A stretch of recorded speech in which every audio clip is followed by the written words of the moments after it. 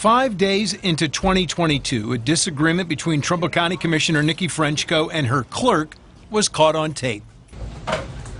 Don't shut the door. Do not shut the door. She just shut the door and locked her in. In July, Frenchco was arrested for disrupting a meeting, charges that were later dismissed.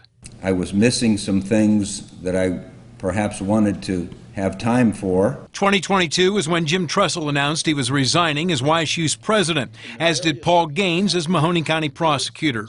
In June, gas went to $5 a gallon. In September, Donald Trump rallied once again at the Covelli Center. And in December, Sweeney's announced they were selling to a Pittsburgh company. We have to say we aren't just a sleepy little community. Lowellville had two tragedies in 2022. In May, a student died from a self-inflicted gunshot wound at school.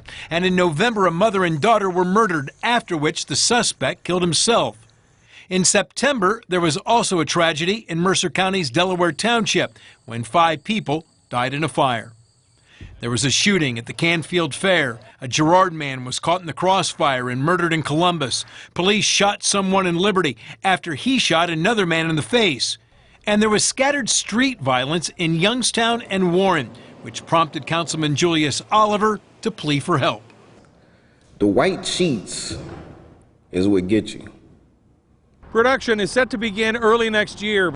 At Lordstown's Foxconn plant, more future products were announced in 2022, including an electric tractor. While at the Ultium Cells plant next door, production started for electric vehicle batteries.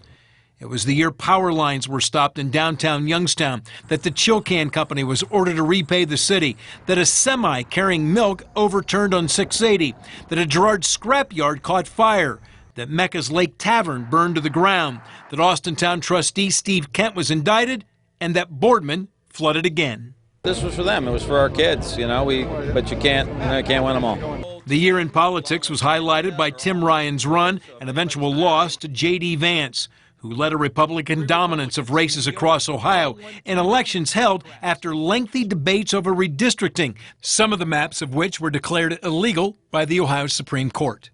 In Salem, Mayor John Berlin retired, and Cindy Baranzi Dickey became its first female mayor. And in Mercer County, the people of Hermitage and Wheatland voted to merge. Well, Mayor Doug Franklin called it a great day for the city of Warren. 2022 was when Warren began demolishing the former St. Joseph Hospital, when Youngstown's historic Welsh church was leveled, and when Girard started cleaning up the leatherwork site.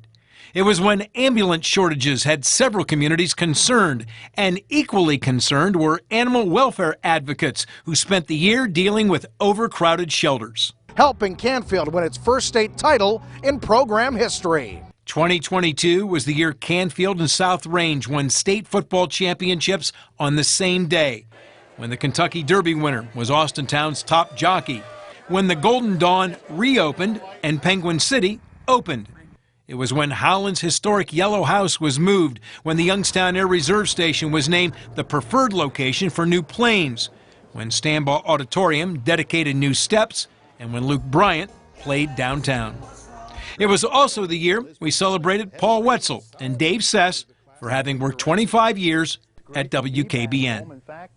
2022, it was the best of times, it was the worst of times, and as the sun sets and gets ready for 2023, who knows what lies ahead. Stan Boney, WKBN 27 First News.